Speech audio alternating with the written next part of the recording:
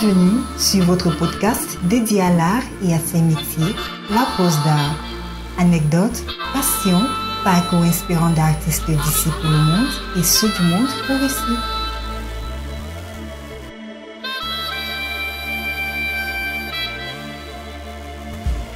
À suivre donc La Pause d'Art.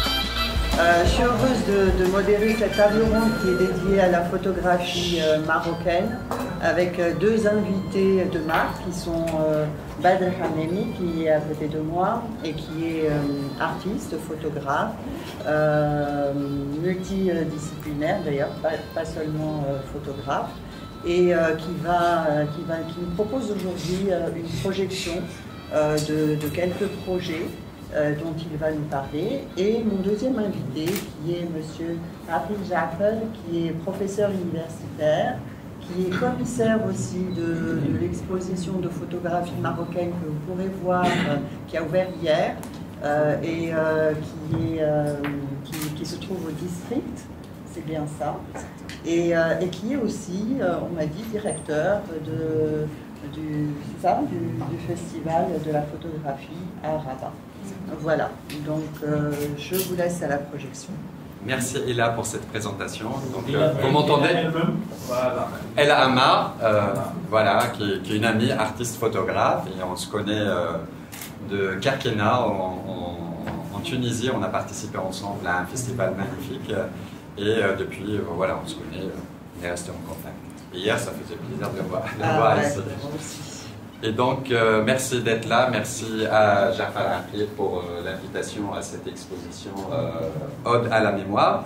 Et voilà, je suis très heureux de présenter en fait 3 projets en lien avec cette question de la transmission, de la mémoire, encore plus fort, de la mémoire et surtout de la parole. Moi, dans ma démarche artistique, en fait, dans certains projets que je vais présenter, je me pose cette question, cette parole, en tant qu'artiste, en fait, comment la transmettre, comment la présenter plastiquement, c'est-à-dire on est des artistes plasticiens, souvent on n'est pas là, on est absent, et comment en fait on peut, cette rencontre avec l'autre en fait soit vraiment importante dans la démarche artistique, et comment être un peu fidèle à cette parole transmise. Et donc, en fait, par exemple, le premier projet qui s'appelle Entre nos mains, que j'avais démarré à Marseille en 2021, c'était juste après la crise du Covid, et c'était sous forme d'une résidence de recherche dans 3 étapes, 3 villes différentes. Et c'était Marseille, où j'ai démarré ce projet, donc après c'était Marrakech au Maroc, et la dernière ville, c'était Bruxelles. Et actuellement, je suis en train de restituer cette parole, cette présentation, enfin cette collecte de données, et à la Friche Label de Mai à Marseille, qui est un centre d'art. Et donc, en fait, juste, c'est moi qui ai pour expliquer un peu la démarche, et les questions aussi dans... Voilà, c'est bon, c'est bon. Ouais, voilà. C'est fou. Oui, pardon. Oui. Et la je ne sais plus ce que je voulais dire, mais bref. Donc, en fait, en 2021, donc j'ai démarré cette résidence, et le sujet, en fait, c'était d'inviter dans mon atelier des personnes de la diaspora amazigh, berbère, ou bien des Marseillais qui possédaient des objets souvenirs. C'est important, c'est des objets souvenirs ou ce qu'on appelle des objets d'affect. Et venir dans mon espace de travail, mon atelier, avec leur objet, et raconter son histoire. Et en fait, c'est plutôt... moi, ce que je faisais, c'est d'enregistrer cette parole et les laisser s'exprimer, en fait, laisser s'exprimer. Enfin, il n'y avait pas vraiment une durée limitée. C'est-à-dire, ça peut prendre 2 minutes, comme ça peut prendre une journée. Donc, l'idée, c'était vraiment de capter, d'enregistrer. Donc, la première étape, en fait, c'est je les prenais en photo avec leur objet dans la main, et dans mon espace de travail, dans l'atelier, et ensuite de faire des portraits en fait, bon, juste revenir un peu en arrière, parce qu'on a... Et quelques semaines en fait plus tard, ou quelques jours plus tard, en fait, ce que je leur faisais, c'est de leur faire une surprise aller les chercher, les contacter et leur offrir une photo unique, qui est celle qui est entre leurs mains, noir et blanc et unique. Et donc l'idée c'était aussi de marquer cette rencontre et de leur laisser cette photo comme objet souvenir de notre rencontre en fait. Et donc chaque personne, soit il m'invite chez lui, soit je l'invite ou on se rencontre quelque part. Voilà, donc chacun avait sa photo et je les remerciais comme ça. Ensuite,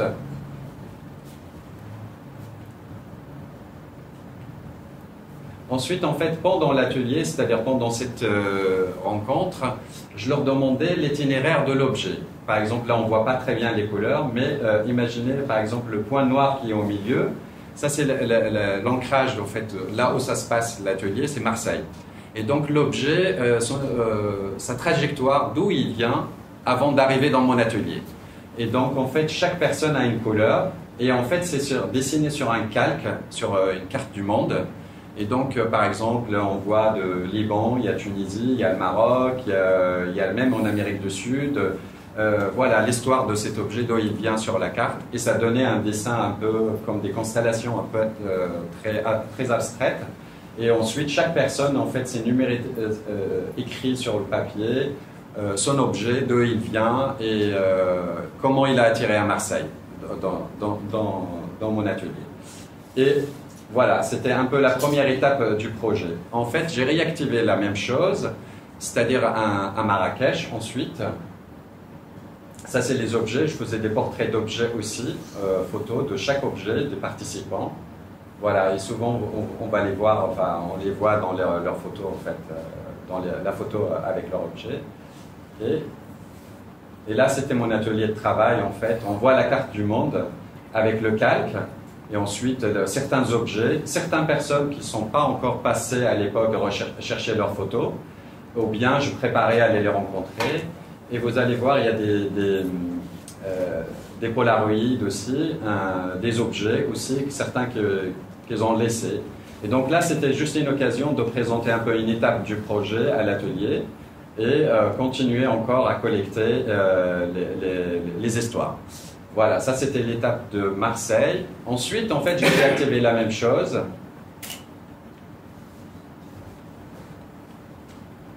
À Marrakech. Là, la deuxième étape, c'était à Marrakech. Et là, il y a un élément aussi dans la photographie qui va apparaître, et c'est le Polaroid. En fait, je voulais refaire la même chose avec la photographie, c'est-à-dire leur offrir un grand tirage, ce que j'avais fait avec certains, mais avec d'autres à Marrakech, ce qui me faisait peur, c'était ne pas rencontrer, enfin de revoir la deuxième personne une deuxième fois. Donc l'idée, c'était de faire un objet souvenir, qui est le Polaroid, qui est unique. Donc vous voyez, il est signé et offert à chaque personne aussi qui a participé à cet atelier. Là, on est au Maroc. Là, l'idée, c'était vraiment de travailler avec mes compatriotes, ceux qui parlent aussi ma langue maternelle, etc.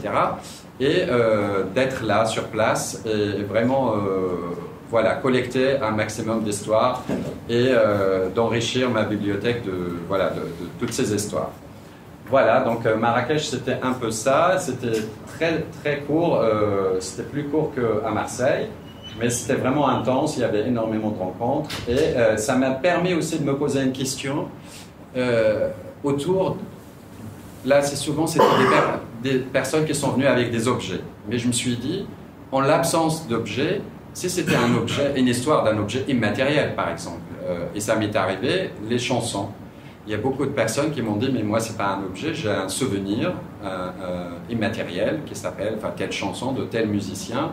Et comment, en fait, comment on fait? Ben, c'est la personne elle-même, en fait, qui devient, en fait, voilà, je dirais pas l'objet, mais qui devient le sujet, quoi. Donc, mais la question que je me posais, plus tard j'en parlerai tout à l'heure, mais comment, en fait, restituer cette parole absente aussi, absente. Et donc,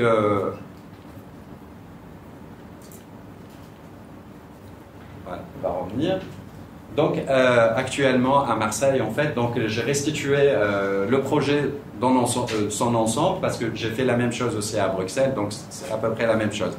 Mais en fait, je me suis dit à un moment donné, comment comment trouver une scénographie, une manière de restituer cet ensemble pour que ça fasse un fil conducteur.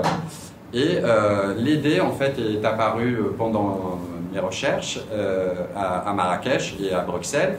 Et ça s'est confirmé. J'ai travaillé, en fait, avec un ingénieur spécialisé dans le son. Et l'idée, c'était vraiment, vous voyez les meubles en bois. En fait, dans chaque terroir, en fait, il y a on va avoir une petite vidéo un peu interactive de ce meuble. En fait, dans chaque terroir, il y a une histoire de chaque personne qui a participé. Et donc, en fait, le spectateur...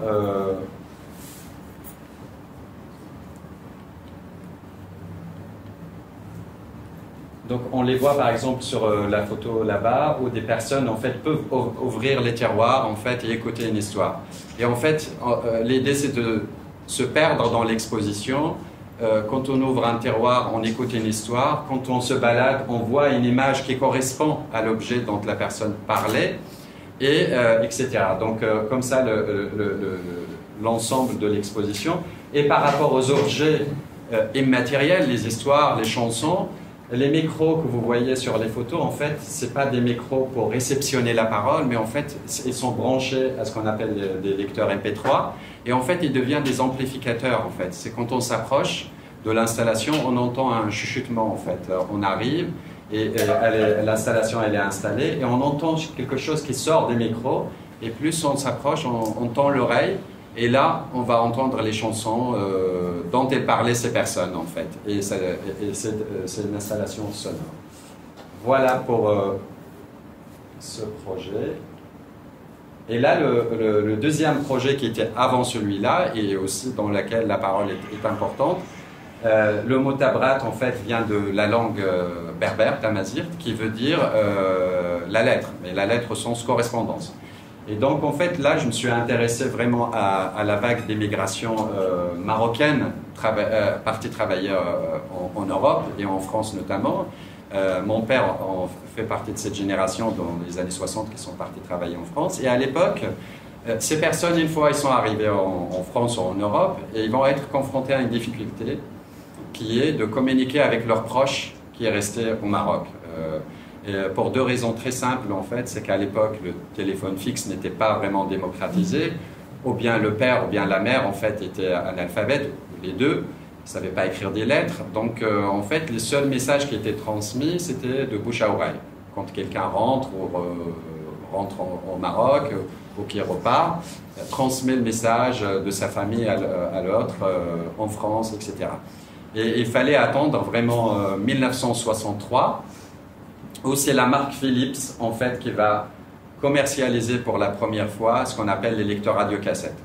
Mais toute cette génération, hein, qu'elle soit marocaine, maghrébine, africaine, même d'Amérique du Sud ou d'Asie du Sud, en fait, tout le monde ils vont tous s'approprier cette technologie et vraiment enregistrer des véritables lettres, des lettres orales sur ces cassettes et qu'ils vont envoyer à leur famille, et c'est devenu un moyen de correspondance en fait pendant jusqu'à fin des années 90, et ils vont faire ces correspondances et qui devient en fait, on parle de la parole, comment la conserver, comment c'est une mémoire collective en fait avant tout, et malheureusement aujourd'hui en fait elle est en train de disparaître parce que dans le problème avec ces cassettes qui est des correspondances, des intimités aussi, des parents.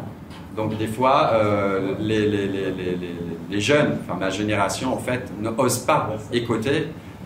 Et donc moi j'ai retrouvé des cassettes et j'ai enquêté sur ces cassettes. En fait, là par exemple, la photo qu'on voit, c'est ma tante et mon petit frère. Et en fait, à un moment donné, à cette époque, ils ne disaient pas jamais quel mois, quelle année à laquelle ils ont enregistré cette correspondance. Et donc, en fait, pour retrouver ces traces de l'enregistrement, la date exacte, en fait, des fois, il y a des sujets qui sont abordés dans ces cassettes, dans ces correspondances, qui correspondent à certains événements. Comme sur cette photo, en fait, où c'était le jour de la circoncision de mon petit frère. Et donc, en fait, j'ai retrouvé la cassette dans laquelle, en fait, mon petit frère pleure, il explique à mon père ce qui lui est arrivé, etc. Et donc, j'ai pu déterminer, en fait, la date de l'enregistrement. Et si vous voyez, en fait, c'est que derrière la photo, il y a un miroir. Et ce miroir, en fait, à l'époque, les studios photos, qui sont magnifiques, mettaient un cachet avec le mois, le jour exactement, en fait.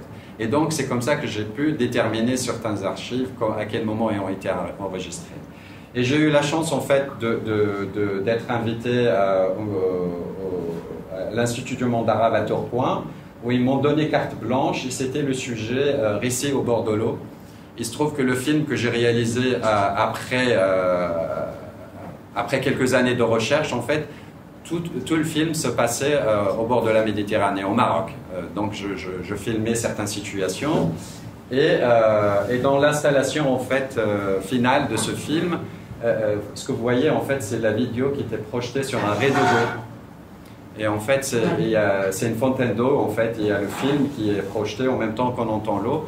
Et en fait, il se trouve que dans l'histoire, parce que l'Institut du monde arabe de Tourcoing, en fait, c'était une ancienne piscine municipale qui date de 1890 ou un truc comme ça. Et on m'avait demandé vraiment de penser à une scénographie dans le cadre des Journées du patrimoine, de garder cet esprit d'une piscine, quoi, de garder voilà, l'authenticité de ce lieu. Et donc, toutes les projections, c'était sur... là, c'était un bac d'eau avec une partie du film. Le film a été divisé en 4 parties et c'était des installations voilà, immersives. Et il y avait un fumigène, en fait, qui diffuse la fumée dans toute la salle. Et on peut, enfin, voilà, vivre dans cette ambiance voilà, un peu on dirait un hammam, je ne sais pas, et qui parle bien sûr de cette histoire. Et en ce moment, en fait, voilà, le film ainsi qu'une partie de ce projet qui est montré en ce moment au Musée national d'histoire de l'immigration. Voilà pour ce projet. Et là, en fait, il n'y aura pas beaucoup d'images. Donc c'est plutôt une vidéo, le dernier projet, qui parle en fait d'un souvenir d'enfance. Là, je suis retourné au Maroc dans mon école primaire, en fait, dans laquelle j'ai fait ma scolarité. Et c'était en 2012. Et en fait, l'idée, c'était de faire un workshop, de participer, enfin, d'une manière à faire quelque chose dans cette école dans laquelle j'ai fait ma scolarité. Et j'ai improvisé un workshop pour apprendre aux enfants comment fabriquer des films d'animation. Et sur un mois, on a travaillé les films d'animation, enfin on a réalisé un film. Et à un moment donné, l'idée m'est venue, en parlant de ses souvenirs, de la mémoire, en fait, de donner un miroir à chaque enfant et lui demander de refléter la lumière du soleil vers la caméra. Donc c'est une vidéo en fait, et donc on peut... Donc l'idée c'était de leur demander de refléter la lumière du soleil vers la caméra, mais à condition qu'ils ne bougent pas trop leur corps et... C'est pas... Et... Bon, on a vu un petit extrait, c'est déjà pas mal. Et donc en fait, voilà, et j'ai ralenti vraiment la vidéo à la limite entre la photographie et la vidéo. Donc quand on regarde la première fois, on a l'impression que c'est une photo. Et petit à petit, cette lumière vient évoluer. En fait, l'objectif de la caméra, et ça brûle en fait l'image, et ça fait des va-et-vient selon aléatoirement comment les enfants reflètent cette lumière. Et voilà. Et donc, voilà, tout à l'heure on parlait du silence, de l'histoire, etc. Voilà, pour moi c'était une manière de parler de mon enfance dans cette école, et la vidéo est muette, donc il n'y a pas de son. Est-ce que maintenant on peut revenir juste à l'installation, la vidéo d'avant? Voilà, là on peut, voilà, non, avant, non, voilà, c'est là, c'est une vidéo en fait, on peut mettre play, juste pour voir un peu le dispositif de cette installation. Donc là, quand on arrive en fait, on peut ouvrir un tiroir. Et quand on ouvre, on n'entend pas le son parce qu'il y a le son. Donc on entend l'histoire de chaque personne, comment il raconte en fait l'histoire de son objet. Et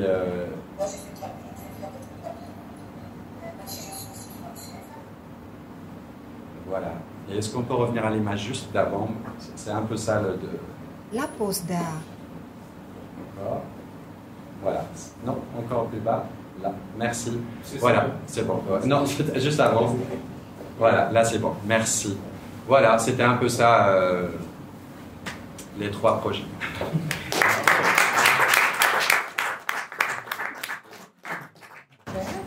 Je peux Non, vas-y. Merci beaucoup pour cette présentation. C'était extrêmement intéressant et tu nous as fait voyager en fait beaucoup. Et puis ce qui était très intéressant, c'était aussi de voir le lien qui existe entre la parole, la mémoire et les manières en fait, et les différentes manières de transmission de cette mémoire. Surtout quand il n'y a plus de traces, finalement, quand la parole a existé mais qu'elle n'existe plus et qu'on n'en retrouve plus la trace. J'espère, je suppose que cela donnera l'occasion à plusieurs questions, Bonjour. Bonjour. Moi c'est Yvon Gassan, artiste visuel camerounais. Vous avez évoqué tout à l'heure la question de la mise en abîme, ça c'est quelque chose qui m'intéresse énormément. Mais la question s'adresse à vous deux, bien évidemment. Vous en tant que photographe et lui en tant qu'universitaire, eux qui ont très souvent cette lecture un peu détachée de ce que nous produisons, c'est qu'est-ce qui explique justement ce questionnement de la représentation dans cette photographie marocaine? Après, je peux prendre la parole après. Ok. Merci Yvan pour cette question. On va prendre toutes les questions, pardon. je pense, Oui. puis, J'avais pas vu. Vous allez prendre d'autres questions avant de répondre? Non, allez-y, j'avais pas vu. Excusez-moi. Ma question s'adresse à vous deux. Merci déjà pour la présentation. Le micro, s'il vous plaît. Je suis arrivée. Je suis forte. Donc, je vais essayer de parler un peu plus fort. Ma première question, c'est sur la notion de la représentation. Et questionner la représentation, mais c'est surtout la représentation, la notion de la représentation, le regard de soi-même. Et si vous pouvez un peu revenir là-dessus, parce que ça attire mon intérêt. Donc, vous avez parlé, oui, comment traduire notre regard sur nous-mêmes. Et donc, si vous pouvez un peu revenir là-dessus, à travers l'histoire de la photographie au Maroc, et que surtout, quelle a été cette trajectoire-là de la réappropriation de son regard sur soi. Ça, c'est la première question. Et elle est un peu liée à la vôtre. La question de la représentation, mais pas seulement à travers la photo, mais aussi l'objet, les objets, l'histoire de ces objets-là. Et comment est-ce que ces histoires ont, à travers le temps, voyagé, à travers le temps, comment les gens se sont nourris, mais aussi ont pris soin de ces histoires à travers ces objets. J'ai beaucoup de questions, mais je vais m'arrêter. Ok, je vois ça. Non, c'est très bien. Ah, il y a une troisième question. Ok, c'est bien. Nous, il faut intégrer aussi les autres. Oui, bien sûr. Dans le sens où le Maroc a influencé mon travail, parce que j'y ai vécu longtemps. Et partant du principe de la mémoire, moi j'ai fait un projet sur les chaises. Les chaises. Les chaises des gardiens de bâtiments. Ok. Parce que ceux qui connaissent le Maroc, on a toujours on a toujours le gars qui est à la mairie, qui est là avec sa petite chaise. Soit c'est le chat qui le garde, mais la chaise, elle a vécu, elle a une histoire à raconter. Et donc de Tanger à Merzouga, j'ai quasiment pris toutes les chaises. Génial. Et d'ailleurs, le projet que je présente aujourd'hui au Blabla, c'est la suite, la continuité de ce projet où j'ai parlé, en fait, j'ai fait un dérivé de ce projet en parlant de l'unité du récit, en fait, de l'histoire qui continue et de transmission. Moi, en tant que subsaharienne qui a émigré là-bas, j'ai appris beaucoup du Maroc. Le Maroc m'a enseigné et a fait de moi Lila Gazelle, la photographe aujourd'hui. Quelque part, mon travail photographique est il y a beaucoup d'influence maghrébine là-dedans. Et en revenant par rapport à ce que vous avez dit, je me suis dit, bon, quel serait donc dans le récit, est-ce qu'on pourrait revenir un peu sur ce lien entre, parce que dans la transmission, il y a aussi l'influence du Sud. Il y a aussi l'influence du Sud. On parle beaucoup de l'influence par rapport au Nord, en passant la Méditerranée, mais l'influence du Sud aussi se lit, se ressent dans le Maroc. Et est-ce que vous avez plus ou moins pensé à ça? Est-ce que vous avez travaillé là-dessus? Est-ce qu'il y a quelque chose, parce que moi je vois des objets aussi qui ont été transmis mais qui viennent du Sud. Ok, oui. Merci. Alors, je vais essayer de répondre, pas dans l'ordre, mais un peu en général, et commencer par la question de Yvan, de mise en abîme. L'idée c'est pas la première fois en fait que je réactive cette idée de la représentation, enfin de la mise en abîme. C'était dans un autre projet qui s'appelle Côte à Côte, où j'ai travaillé avec des commerçants ambulants à Rabat. Et aussi, moi, j'adorais ces cartons, en fait, avec les petits objets. Et j'ai photographié énormément de commerçants ambulants. Au départ, en fait, c'était juste pour les rencontrer, discuter, en fait. Et comme ça s'est super bien passé, c'était en 2012, donc plus longtemps avant ce projet. Et je voulais vraiment les remercier d'une manière, et c'est comme ça que c'est venu instantanément, et retourner les voir et leur donner une photo. Ils étaient très touchés, et en fait c'était là aussi où l'idée de l'objet a commencé.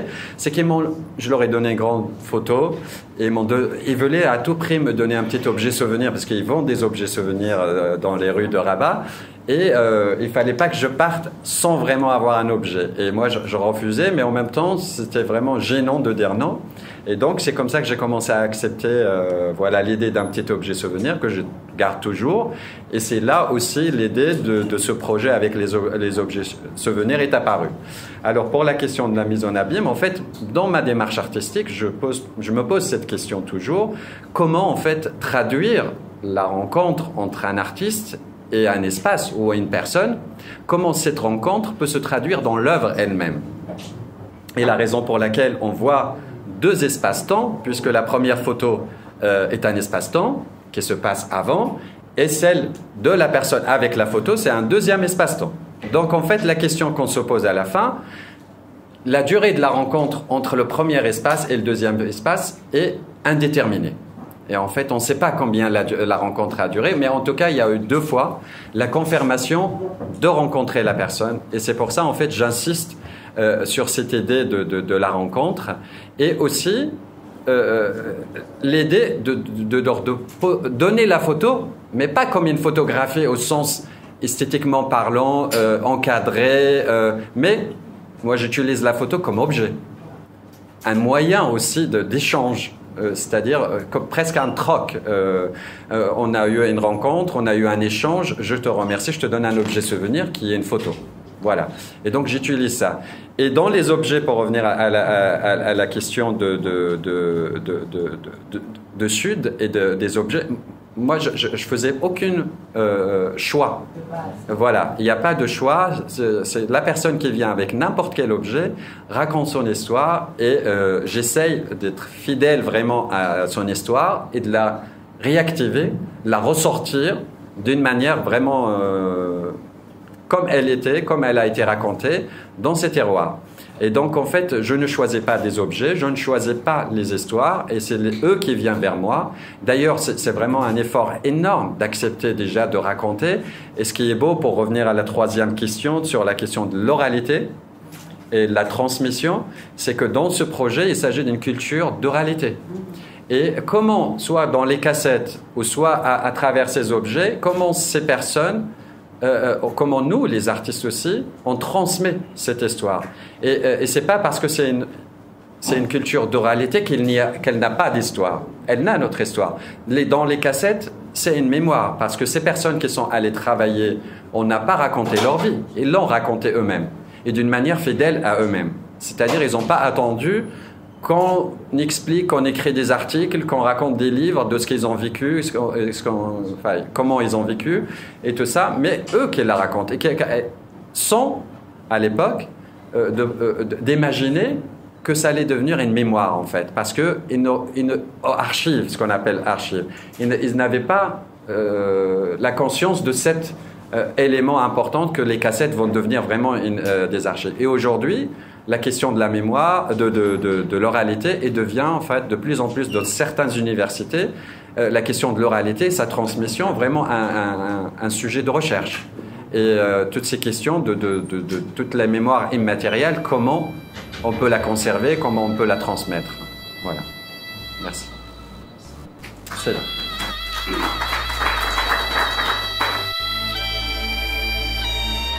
Merci à vous d'être si nombreux à nous écouter.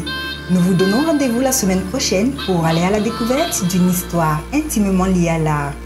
La pause d'art est une idée d'Yvon Gassam. Voix off, Solange Nembe. Musique, Tumo. Mixage, Ralin Gammo. Réalisation, Yvon Gassam. La pause d'art est un podcast produit par African Entertainment avec le soutien du laboratoire de théâtre de Yaoundé, Otni et de Satek Records.